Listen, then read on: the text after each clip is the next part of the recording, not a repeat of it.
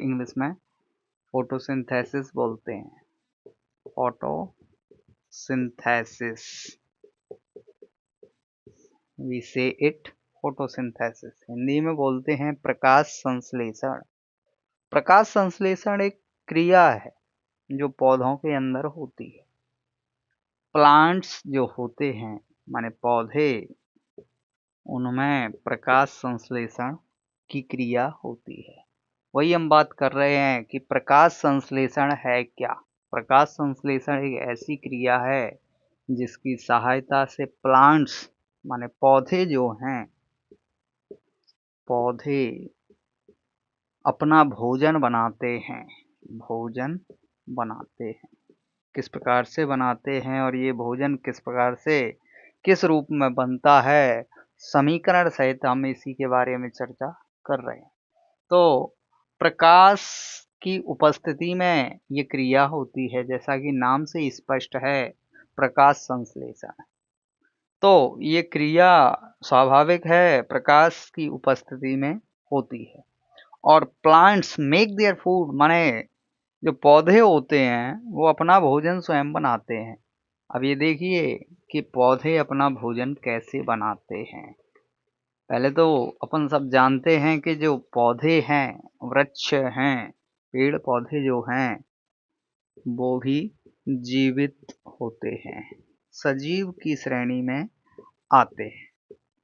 कुल मिला के उसमें भी वृद्धि होती है, उसमें भी प्रजनन होता है, अनुकूलन होता है ऋतुओं के आधार पे। जो भी ऋतु है उस हिसाब से अनुकूलन होता है। उन्हें भी जल की आवश्यकता होती है, उन्हें भी भोजन की आवश्यकता होती है, और ये सभी क्रियाएं जीवों की हैं। इसीलिए हम ये कहते हैं कि पेड़ पौधे जो होते हैं वो जीवित होते हैं।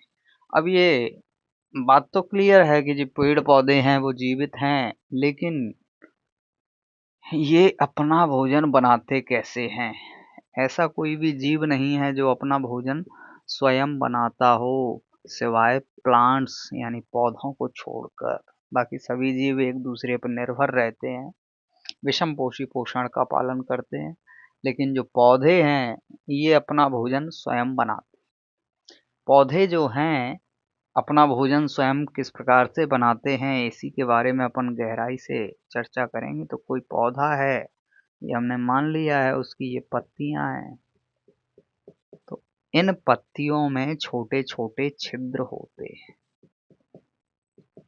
इन पौधों की पत्तियों में छोटे छोटे छिद्र छिद्र होते हैं जो वातरंध्र कहलाते हैं। वात रंध्र, वात माने वायु में निकला हुआ हिस्सा। ये पत्तियां वायु में ही निकली रहती हैं, वायवीय भाग बोलते हैं पत्तियों को भी। तो पत्तियों में जो छिद्र पाए जाते हैं, स्टोमेटा पाए जाते हैं, उन्हें हिंदी में अपन रंध्र बोलते हैं। ये पौधे जो हैं इन्हीं रंध्र के सहायता से जल को वाष्प के रूप में उड़ाते हैं। ये बात अभी वाष्प के रूप में उड़ाना माने क्रिया दूसरी बीच में आ गई है, इसको समझ लेते हैं। वाष्प के रूप में जल को उड़ाना। देखिए, जल जो है जड़ों के माध्यम से पौधों पे आता है और पौधों में जाइलेम ऊतक पाए जाते हैं। Xylem, what are xylem tissue. Xylem ऊतक क्या होते हैं? जाइलेम ऊतक वे ऊतक होते हैं जो पौधों में जल को नीचे से अवशोषित करके पत्तियों तक ले जाते हैं। माने जाइलेम जो हैं वे पौधों में एक ऊतक प्रकार के पाए जाते हैं, और ये क्या करते हैं, जल को जड़ों से लेकर ये अवशोषित करते हैं, एब्जर्व करते हैं, और पत्तियों तक उस जल को ये ले जाते हैं। कौन ले जाते हैं? जाइलेम। तो पत्तियों तक जो जल पहुंच जाता है, फिर वो जल इन छोटे छोटे छिद्रों के द्वारा वायु में वाष्प के रूप में उड़ा दिया जाता है। वाष्प माने होता है भाप, इसको भाप बोल सकते हैं। माने पेड़ पौधा, व्हाट इज ट्रांसपिरेशन। वाष्पोत्सर्जन क्या है? वाष्पोत्सर्जन एक क्रिया है जिसकी सहायता से पेड़ पौधों में जल को जड़ों से अवशोषित करके पत्तियों के रंध्रों के द्वारा वाष्प के रूप में उड़ाया जाता है, यह क्रिया वाष्पोत्सर्जन कहलाती है। ट्रांसपिरेशन बोलते हैं इसको, लेकिन हिंदी में वाष्पोत्सर्जन। तो जब पौधों के वायवीय भागों के द्वारा जल को वाष्प के रूप में उड़ाया जाता है तो यह क्रिया वाष्पोत्सर्जन कहलाती है। वाष्पोत्सर्जन क्रिया पौधों में अत्यंत महत्वपूर्ण होती है। ये क्रिया इसी के माध्यम से जल नीचे से जाता है पत्तियों तक, और जल ऊपर पहुंच जाता है तो भोजन के निर्माण की प्रक्रिया में थोड़ी बहुत मदद मिलती है। अब ये बात अपन करेंगे अभी थोड़ी देर बाद कि भोजन कैसे बनता है, लेकिन अपन ये जान लेते हैं कि जो वाष्पोत्सर्जन क्रिया है ये अत्यंत महत्वपूर्ण तो है, क्योंकि इसकी सहायता से जल नीचे से ऊपर जाता है। वैसे कोई मोटर वाटर नहीं लगी रहती पेड़ में, जैसे नारियल का पेड़ बहुत बड़ा है फिर भी नारियल 20 फीट पे भी लगा होगा उसमें भी पानी भर जाता है। तो ये सब जाइलेम का खेल है। पौधों में जाइलेम ही जो होते हैं वो जल को नीचे से ऑब्जर्व करते हैं और ऊपर पत्तियों के यहाँ पे भेज देते हैं। फिर पत्तियां इस जल को रंध्रों की सहायता से वाष्प के रूप में उड़ा देती हैं। यह क्रिया वाष्पोत्सर्जन कहलाती है। इस क्रिया के फलस्वरूप पौधों की जो जड़ें हैं उनमें एक खिंचाव उत्पन्न होता है। खिंचाव, खिंचाव माने पुल, खींचना।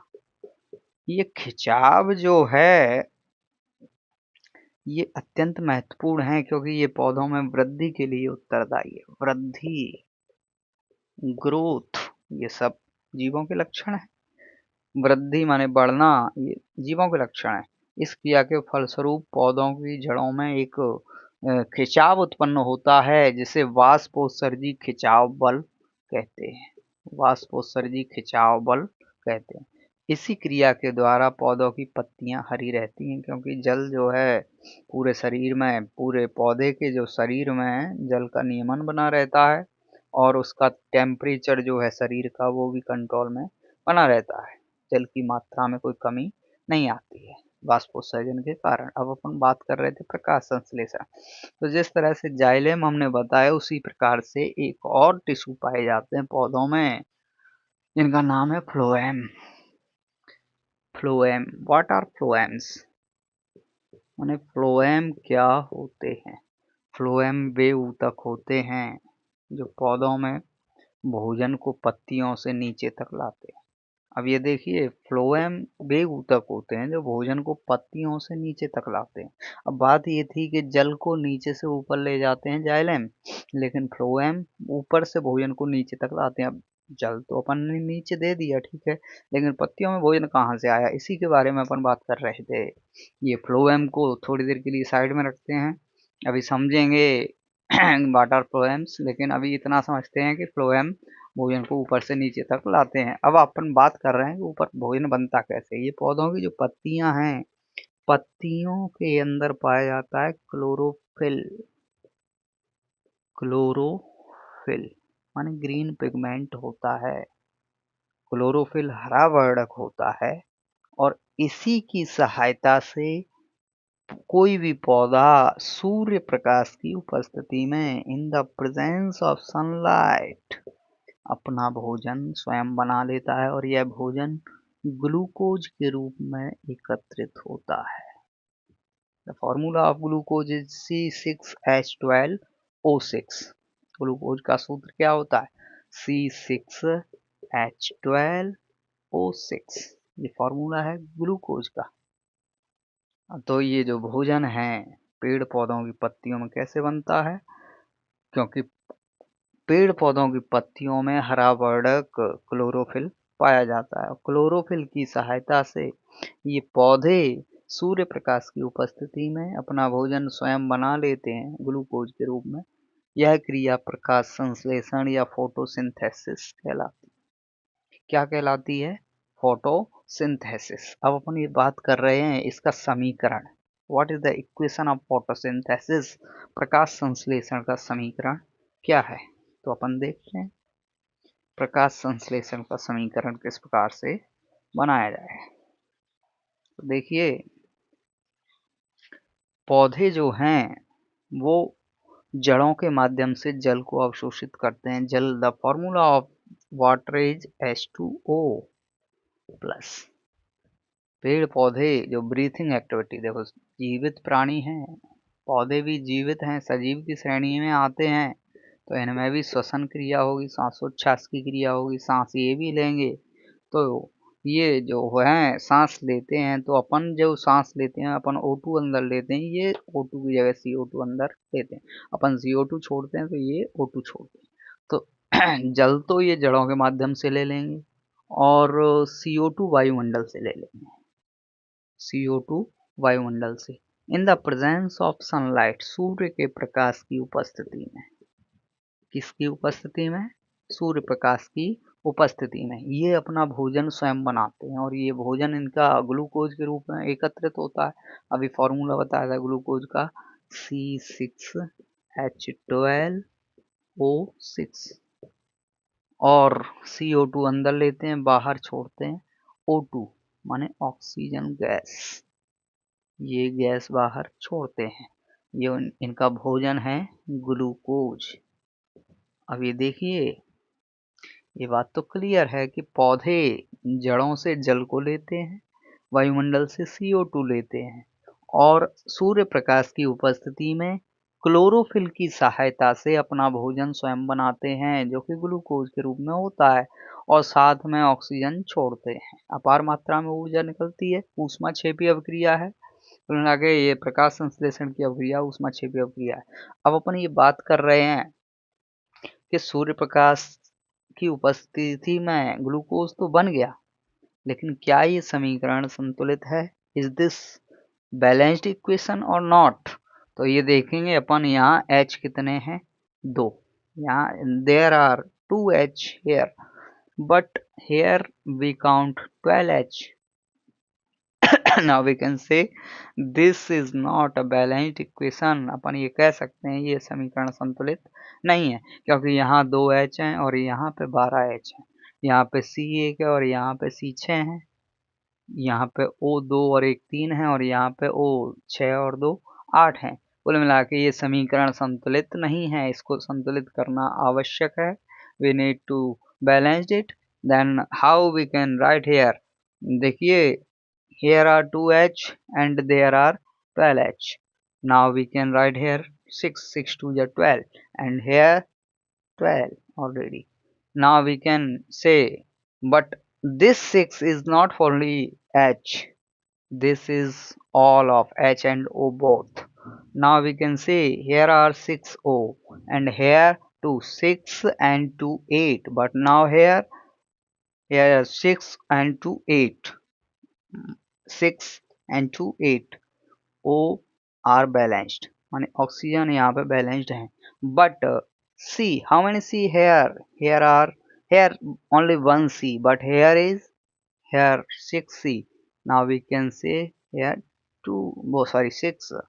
Now we write here 6, यहाँ पे अपन 6 लिखते हैं, तो ये 6 ना केवल कार्बन के लिए, not only for carbon, also oxygen.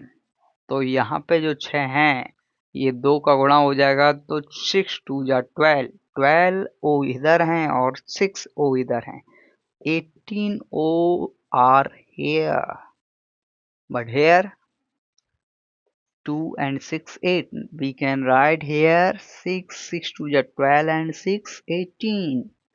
Now this is equation. Now this equation is balanced.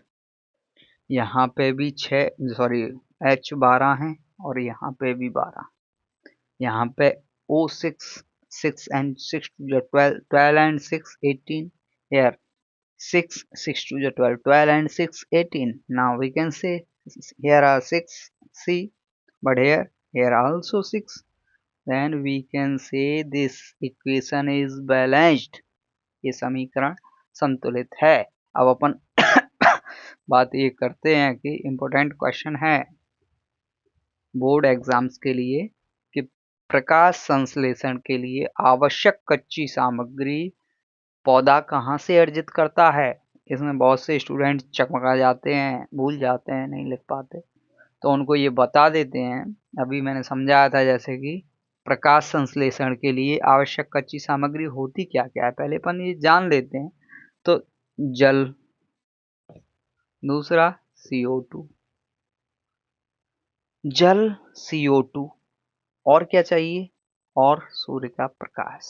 यही 3 सामग्रियां हैं प्रकाश संश्लेषण की। जल की आवश्यकता, CO2 की और सूर्य प्रकाश की।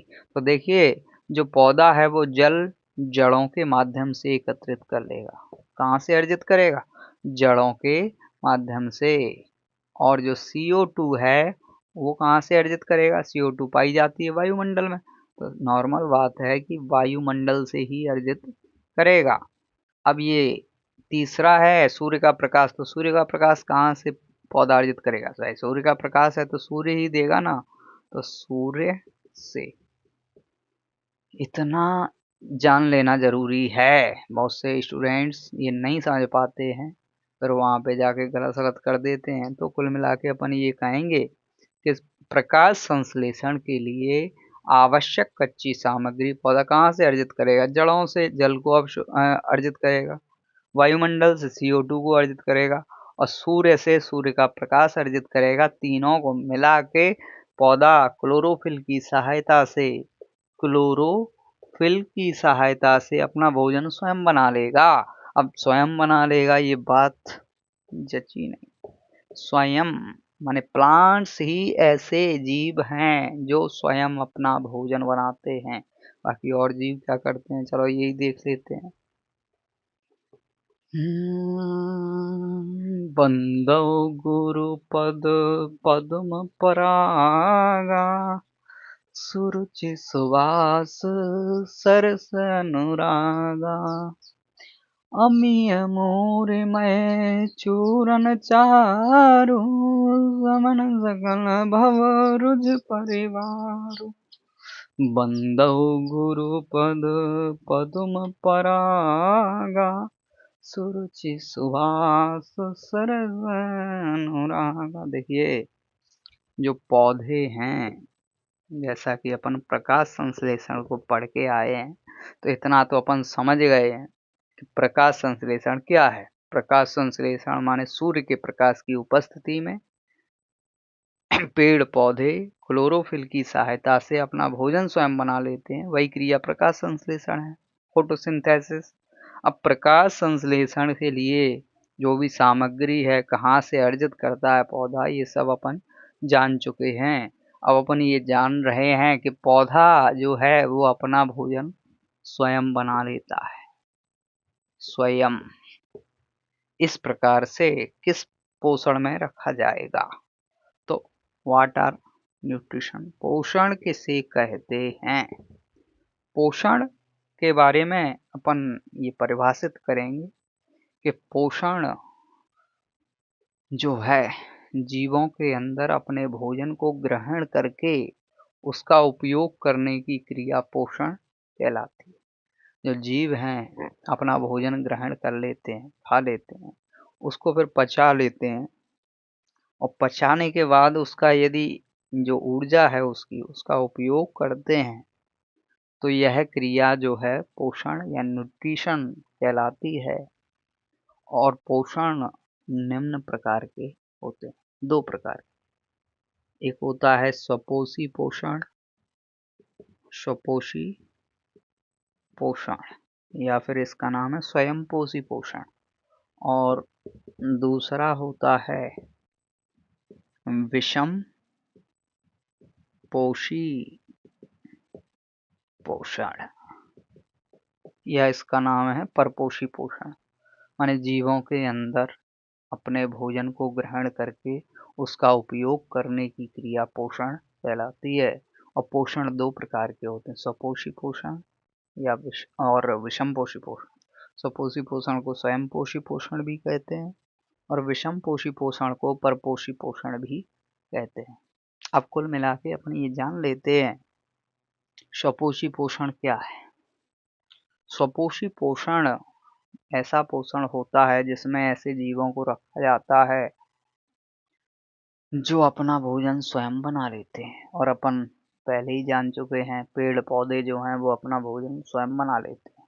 और जब पेड़ पौधे अपना भोजन स्वयं बना लेते हैं तो इन्हें स्वपोषी पोषण में रखा जाएगा। और स्वपोषी पोषण में रखा जाएगा तो इनका नाम है स्वपोषी जीव। माने वे जीव जो अपना भोजन स्वयं बना लेते हैं स्वपोषी जीव कहलाते हैं।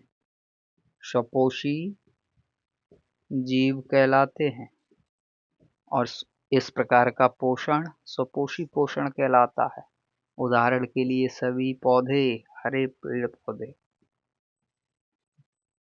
जो भी पौधे हैं वो स्वपोषी पोषण में आते हैं और इन्हें स्वपोषी जीव या इनका अगला नाम और है उत्पाद, माने इन्हें उत्पाद भी कहा जाता है। इन्हें स्वपोषी जीव भी कहा जाता है क्योंकि ये स्वपोषी पोषण का पालन करते हैं। अब आता है दूसरा विषमपोषी पोषण। विषमपोषी पोषण क्या होता है? इसमें ऐसे जीवों को रखा जाता है जो अपना भोजन प्राप्त करने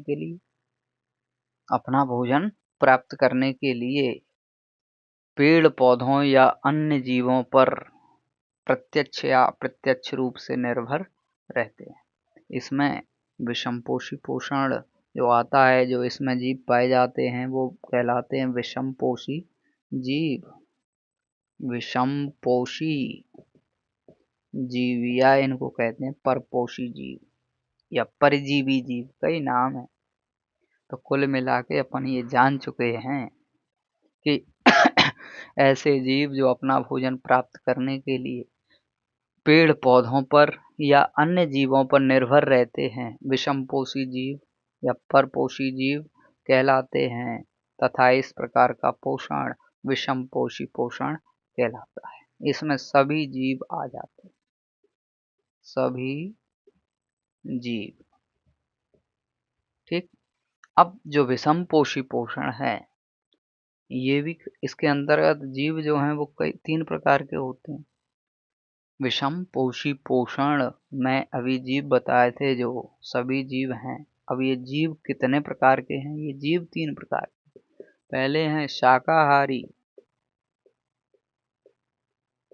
ओमनिवोरस। दूसरे हैं मांसाहारी, मांसाहारी।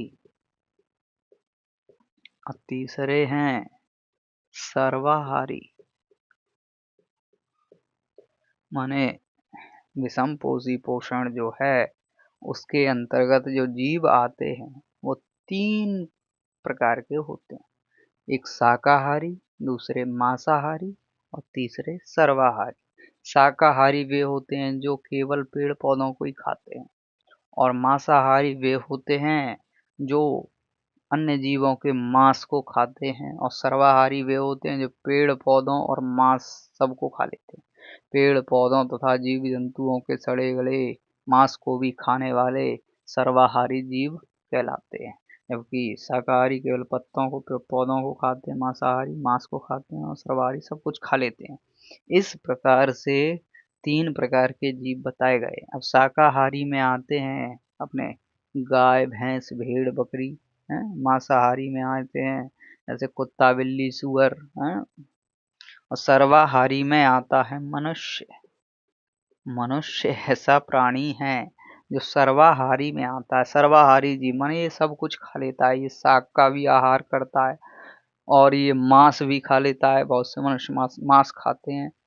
तो कुल मिला के ये कुछ भी खा लेता है, इसको सर्वाहारी जीव कहा जाता है। मनुष्य जो है कैसा प्राणी है, ओटी में भी पूछ लेते हैं, कई बार ओटी आ जाती है मनुष्य कैसा प्राणी है, तो मनुष्य सर्वाहारी प्राणी है। वो सब कुछ खा लेता है, वो शाक भी खा लेता है, माने पेड़ पौधों को भी खाता है, वो मांस भी खाता है, सड़े गए जीव जंतुओं के मांस भी खाता है और वो सब कुछ खा लेता है। कुल मिला के वो मनुष्य जो है सर्वाहारी जीव है।